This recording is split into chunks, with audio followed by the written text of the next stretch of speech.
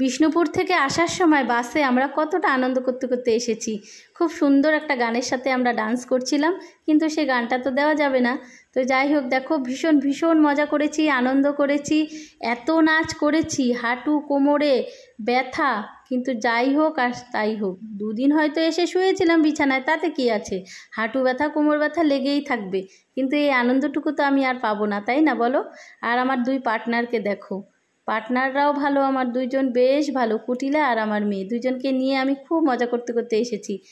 আর এইদিকে সব বাচ্চাগুলোই খুব মজা করছিল। কারণ কি বলো তো, বাড়িতে এসে ওদের আবার মাথায় বোঝা, পড়াশোনা, এটা কর ওটা কর, স্কুল যা, সব বোঝা মাথার মধ্যে এদেরকে আমরা চাপিয়ে দিই। এদেরও তো একটু রিল্যাক্সের দরকার, আনন্দের দরকার। তো ওরা খুব মজা করেছে বাসের মধ্যে, সবাই মিলে এত মজা করেছি, 7 ঘন্টা রাস্তা মনে হয় 2 ঘন্টায় পৌঁছে গেছি। তো ভীষণ ভীষণ মজা হয়েছে। তাই সবাইকেই একটা কথা বলবো, বন্ধুরা সবাই খুব মজা করো, আনন্দ করো, আনন্দের সময় আনন্দ করো। আর আনন্দ করার জন্য মনে হয় না বয়সটা ম্যাটার করে, কারণ আনন্দের কোনো বয়স হয় না, যে কোনো বয়সেই আনন্দ করা যায়।